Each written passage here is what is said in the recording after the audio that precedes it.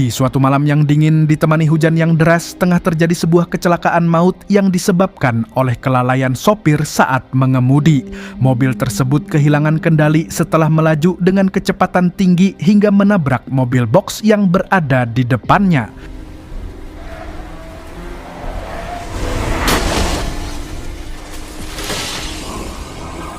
Tidak ada yang tersisa selain puing-puing pecahan mobil yang berserakan. Tak lama kemudian, polisi segera datang ke lokasi kejadian. Begitu juga dengan pengemudi mobil yang berusaha sekuat tenaga untuk bisa keluar dari dalam mobil demi menyelamatkan dirinya.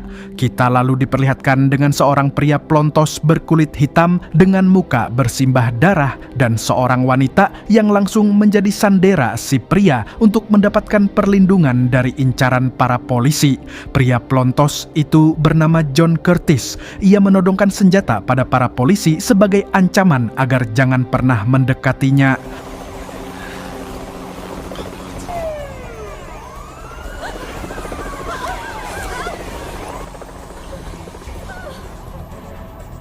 Singkat cerita, beberapa waktu kemudian di sebuah kota, Seattle, Washington, sebuah mobil hitam melaju tak karuan lalu memutar arah dan berhenti di sisi jalan. Mereka terdiri dari 3 orang berpenampilan misterius yang turun dari mobil tersebut dengan menenteng tas berwarna hitam, dan salah satunya merupakan pria bernama Lawrence, seorang ahli kriminal dalam bidang perampokan dan juga narkoba. Hari itu, target mereka adalah merampok Bank Amerika Global. Dengan senjata lengkap, mereka masuk tanpa pengawasan sedikit pun dari pihak keamanan, memasang penutup muka, lalu melancarkan aksinya.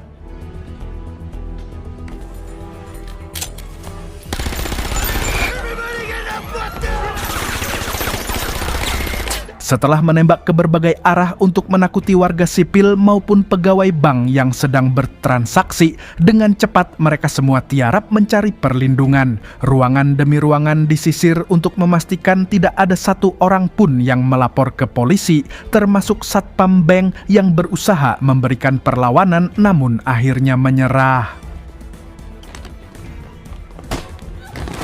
Do what you're told when you're told. You may live.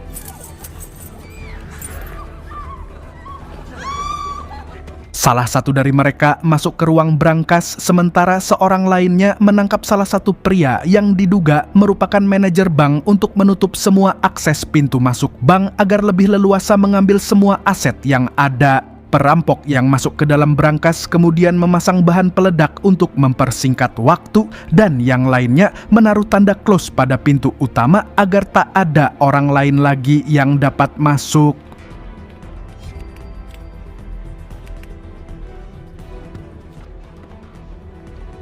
Setelah bom dipasang di beberapa pintu brankas, akhirnya ruang brankas meledak seketika.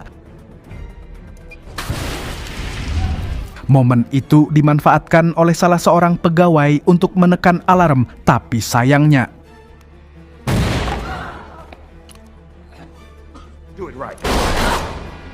ia justru ditembak di tempat. Dengan segera para polisi datang memenuhi halaman bank, bersiap melakukan penyelamatan dan juga penangkapan. Tak lama berselang, Lawrence menghubungi detektif Kolo untuk bernegosiasi guna mendapatkan kesepakatan terbaik bagi kedua pihak. This is Detective Callow, Seattle PD. I'm in control of this facility now. Complete control. Nobody gets in or out without my say. Listening. Sedangkan di tempat berbeda, Kapten Martin dan rekannya Detektif Shane datang menemui Detektif Connors di rumahnya. Ya, di film ini memang Jason kita terlihat masih muda ya, gengs.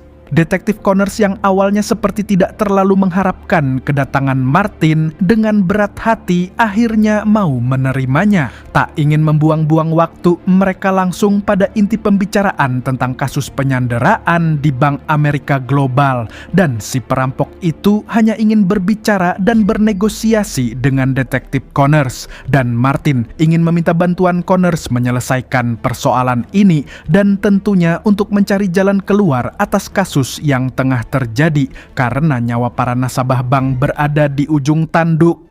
We got a hostage situation over at American Global, and we'll talk to anybody but you.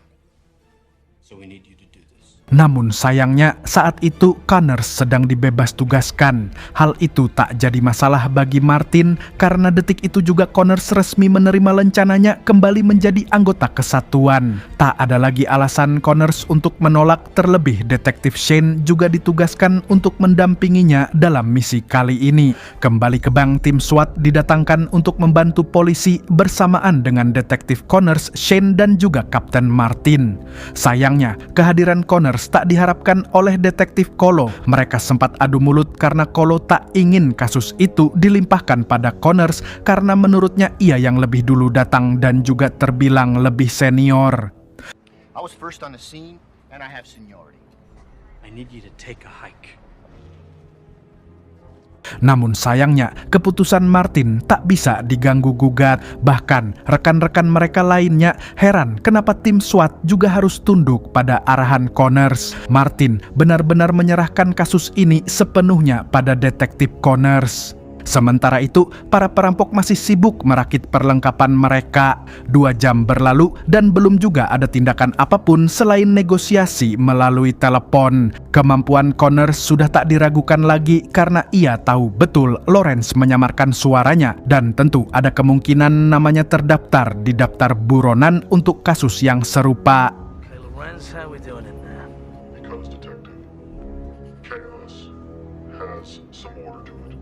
Sampai akhirnya Connors tak ingin mengulur waktu seperti yang diinginkan Lawrence. Ia memutuskan untuk masuk ke dalam bank dengan semua risiko yang tentunya akan terjadi. Connors mencoba berdiskusi dengan komandan SWAT bagaimana cara masuk yang paling aman. Ada 40 nyawa warga sipil yang akan menjadi korban apabila mereka salah mengambil keputusan. Connors mencoba memberikan saran dengan mematikan aliran listrik terlebih dulu, kemudian membuka pintu dengan kunci manual. Karena jika menuruti saran komandan masuk paksa menggunakan ledakan gas air mata, ia takut itu bisa memicu adanya korban tak bersalah lainnya. Tapi sayangnya bank tersebut dilengkapi dengan mesin generator. Jika arus listriknya dipadamkan dalam 3-6 menit, listriknya akan otomatis kembali berfungsi dan hanya itu waktu yang mereka miliki. Banks are equipped with emergency generators, which once the power is down will kick back on in approximately 3 to 6 minutes. Be over before then. Wait for the power to be cut. Once down, wait for my signal. Pada akhirnya semua sudah bersiap pada posisinya masing-masing. Tim SWAT, para detektif, begitu juga dengan para perampok yang melihat pergerakan mereka dari kejauhan segera mengambil orang-orang secara acak untuk dijadikan sandera, bahkan mungkin korban selanjutnya demi ancaman agar para polisi segera mundur. Sialnya, strategi Connors sudah terbaca oleh Lawrence. Saat Connors memberi perintah untuk mematikan listrik, bersamaan dengan itu kedua orang sipil mereka gantung dengan posisi terbalik. Para perampok menggantung para korban tepat di hadapan Connors dan rekan-rekannya. Masalah kini bertambah rumit karena komandan SWAT tak mau mendengarkan arahan Connors yang menyuruh mereka semua membatalkan rencana sebelumnya. Mereka memutuskan untuk tetap masuk dan ya inilah yang terjadi. We're moving in. Stand the fuck down, Commander. It's a trap. No, you stand the fuck down, Detective.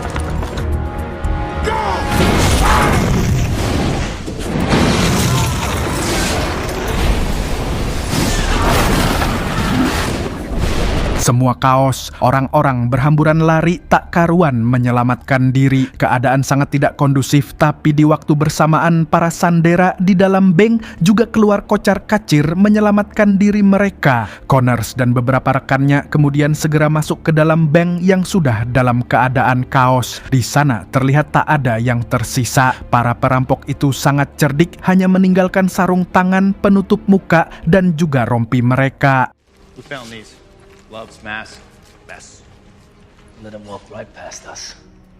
Detektif Shane yang masih penasaran dengan isi percakapan Connors dan Lawrence sebelumnya mencoba kembali mencari tahu sampai beberapa saat kemudian Detektif Martin datang dengan wajah tak percaya dengan apa yang baru saja terjadi. Ia terlihat sangat marah sementara Connors pergi memeriksa kamera CCTV yang mengherankan karena dalam waktu bersamaan tak bisa berfungsi. Satu masalah belum selesai, masalah lainnya hadir dengan kedatangan tim FBI. Connors harus menghadapi mereka sedangkan Shane masih sibuk dengan catatan penting sepanjang perbincangan Connors dan Lawrence. Fakta baru yang Connors temukan dari kesaksian manajer bank adalah berangkas uang sama sekali tak disentuh oleh para perampok. Hal yang sangat janggal karena mereka masuk ke bank tapi tidak mencuri uangnya. Apa sebenarnya yang mereka inginkan? Ini menjadi teka-teki menarik bagi Connors. Dan informasi tambahan, para perampok itu ternyata mencari kotak penyimpanan milik Pangeran Arab Saudi kaya raya yang sudah lama bekerja sama dengan pihak Amerika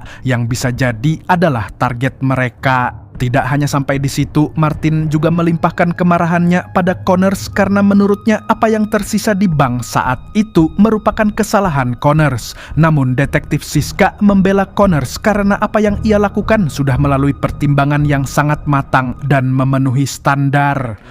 You think you're smart, Quentin. But man, are you stupid. That's not fair. Everything was according to standard procedure. Tak lama kemudian, Shane menemui Connors perihal kejanggalan yang ia temukan dalam rekaman percakapan Connors dan Lawrence. Untuk itu, Connors mengajaknya membahas temuan tersebut di restoran sambil makan siang. Namun, ketika sedang makan siang, Connors seakan acuh terhadap apa yang ditemukan oleh Shane karena menurutnya Shane terlalu junior untuk mengidentifikasi hal yang menurutnya janggal. Selang beberapa saat, detektif lainnya menghubungi Connors untuk melihat sesuatu yang mereka temukan. Hal itu berupa rekaman video dari salah satu wartawan yang sempat menangkap gambar salah satu perampok. Wajahnya terpampang dengan jelas, begitu juga dengan Connors dan rekan-rekannya yang kini sudah mengantongi identitasnya. Damon Richards. Career loser. I busted him a couple of years ago on attempted robbery. Mereka bergegas pergi ke sebuah apartemen yang diduga milik salah satu pacar perampok, yaitu Damon Richard, dan aksi pun dimulai.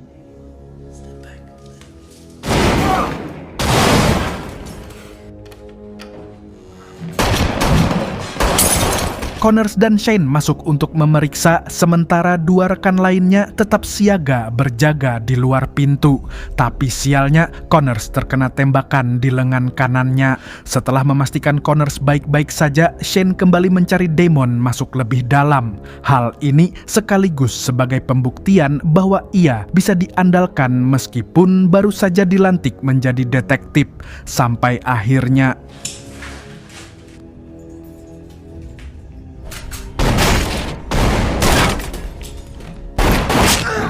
Shane mengenai lengan Damon dan ia berhasil melarikan diri lewat jendela. Sementara itu, pacar Damon yang bernama Gina berusaha menyerang, namun hal itu sia-sia.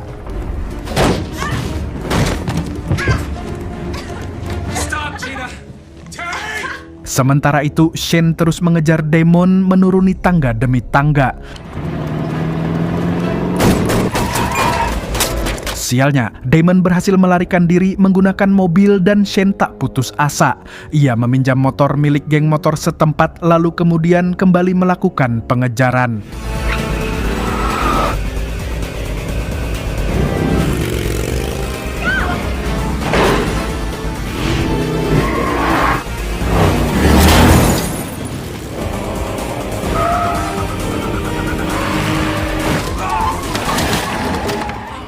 Sialnya, Shane harus terjatuh dari atas motornya, namun alhamdulillahnya Connors berhasil datang di waktu yang tepat.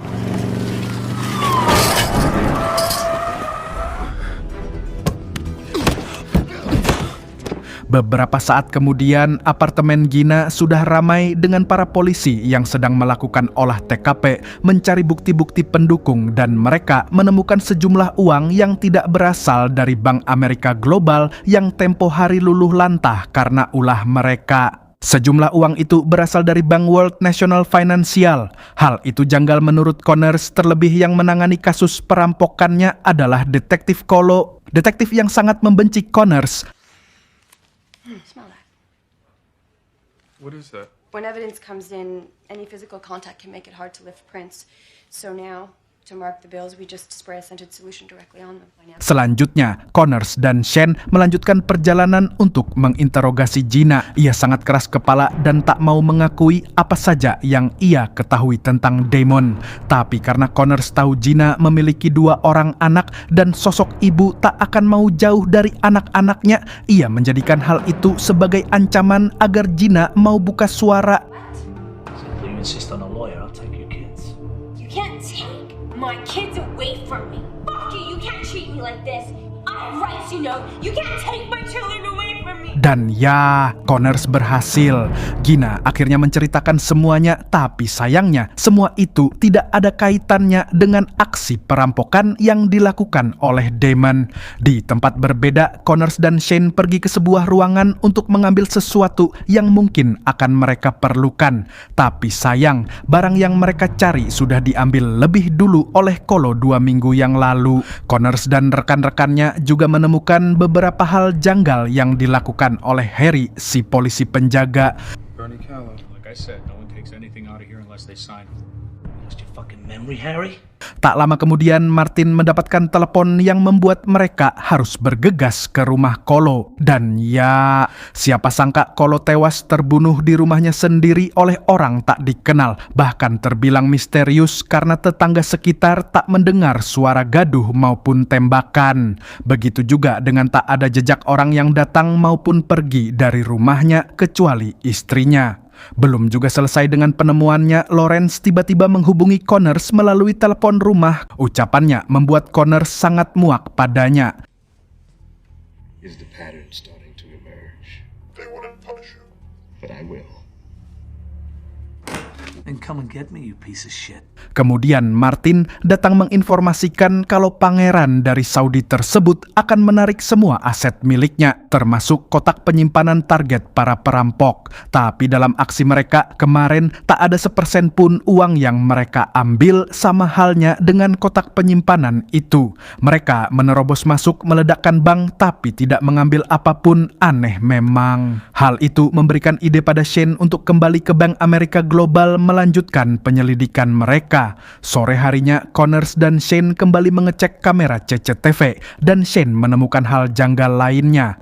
Namun, mereka akan melanjutkan penyelidikan setelah makan malam, dan setelah jamuan sederhana itu, mereka pada akhirnya menemukan satu nama baru yang sebenarnya sudah lama menjadi langganan para polisi karena ia merupakan seorang peretas program perangkat lunak bernama Chris Lee. Sedangkan di kediamannya, Lee sedang melakukan pekerjaannya. Connors dan Shane tiba, tapi sayangnya terlambat karena Lawrence lebih dulu datang dan Fare thee well, Chris.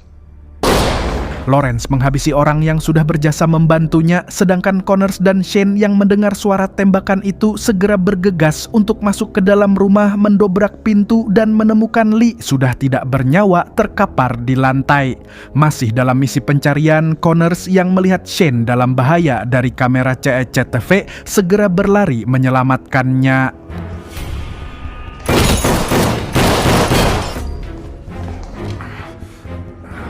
Alhamdulillah ia berhasil menyelamatkan Shane, namun sayangnya Lawrence sudah lebih dulu melarikan diri. Shane mendapatkan luka tembak di lengannya, hadiah yang tak cukup menarik untuk hari pertamanya menjadi seorang detektif. Di waktu bersamaan, Connors mendapatkan informasi kalau Damon sudah sadar dari komanya.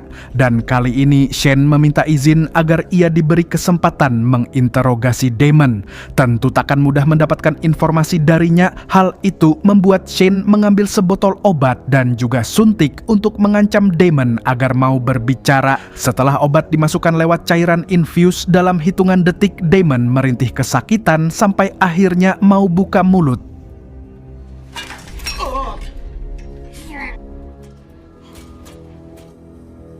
Okay, I'll talk.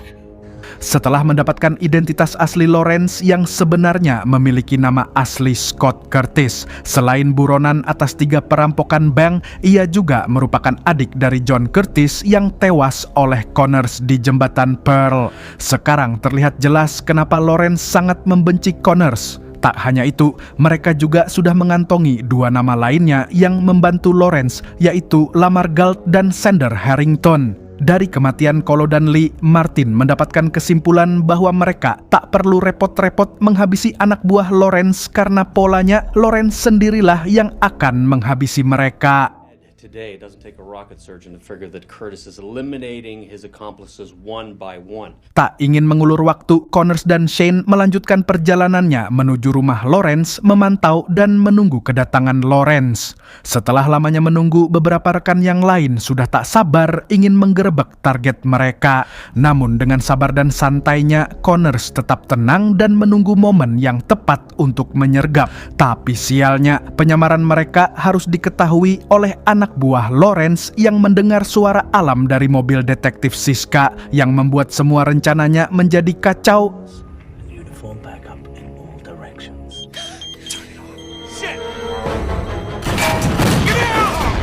Trigger out, you sons of bitches.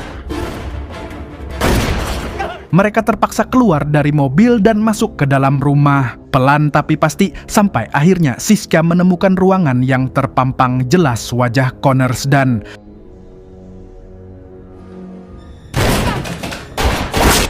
nyaris saja Siska tertembak, tapi akhirnya berhasil melumpuhkan salah satu anak buah Lawrence. Di sisi lain, Connors masih terus mencari sampai tiba-tiba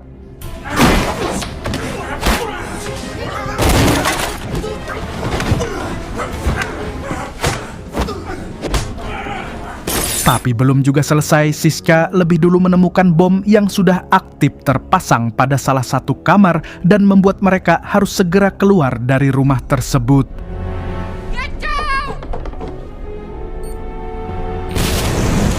Beberapa saat kemudian, bantuan polisi segera tiba di lokasi, sementara Connors belum juga selesai dengan pertarungannya yang begitu sengit.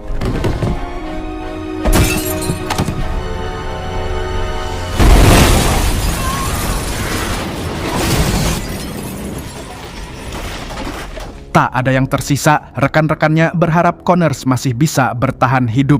Lawrence yang sedari awal sudah mengetahui pergerakan para detektif sengaja merancang semuanya, seperti peribahasa, sekali mendayung, 2 pulau terlampaui. Ia mengawasi dari kejauhan dan yakin Connors tak bisa diselamatkan. Pemadam kebakaran dikerahkan untuk mencari keberadaan Connors yang diduga tidak selamat. Rekan-rekannya hanya bisa terdiam begitu satu persatu kantong jenazah dibawa keluar dari rumah.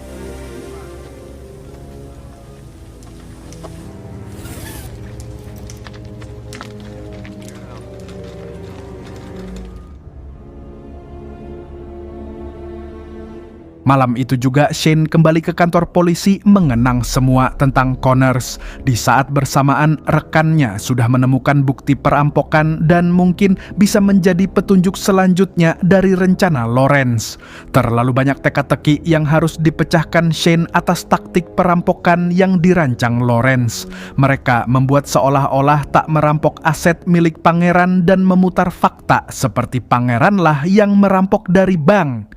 Saat akan pulang, Shane mendapatkan telepon dari Lawrence yang mengancamnya untuk sebaiknya berhenti ikut campur urusannya atau ia akan bernasib sama seperti Connors. Shane tak merasa gentar sedikit pun. Ia kembali ke dalam kantor dan mencari sesuatu, tapi saat bersamaan Martin tiba-tiba muncul. Shane penasaran kenapa Lawrence berkata kalau Colo tak begitu penting baginya, tapi ia tetap menghabisi Colo. Belum lagi dengan respons yang diberikan Martin seperti tak begitu peduli dengan kasus ini, itu sangat aneh. Dalam kebingungannya, Shane menemukan ide dengan menghubungi Harry, polisi penjaga barang bukti waktu itu. Shane menginterogasinya karena ia menemukan kejanggalan-kejanggalan pada tanda tangan yang berbeda di buku tamunya. Shane juga menemukan fakta baru kalau Harry sedang berusaha melindungi seseorang yang tahu kalau Connors lebih baik dari segi apapun dibanding detektif lainnya. Hal itu kembali mengingat kejadian waktu itu di Jembatan Pearl, seorang wanita yang menjadi sandera John Curtis, dan hal mengejutkan, Lawrence juga ikut membantu Connors tapi tembakannya meleset mengenai si wanita sandera.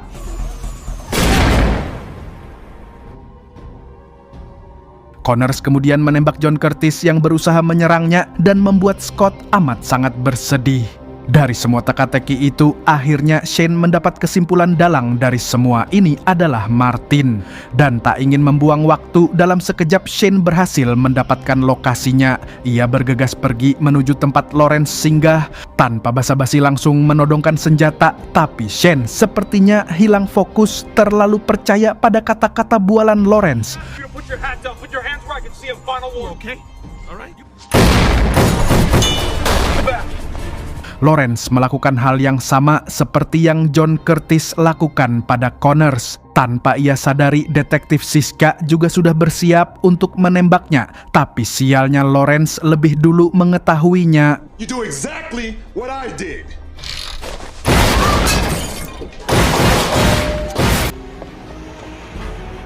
Sembari Shane terus mencoba mengajaknya berkompromi, tembak-menembak terus dilancarkan. Lawrence yang kehabisan amunisi berusaha untuk melarikan diri ke dermaga sampai kemudian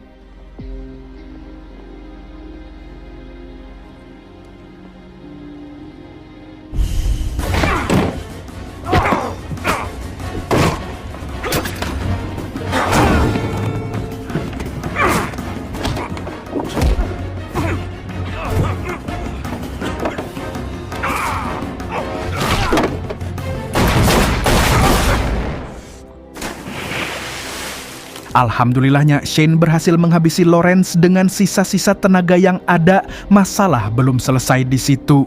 Saat akan membayar minuman di restoran tempatnya menemukan Lawrence, Shane justru kembali menyadari sesuatu. Well, when evidence is taken in,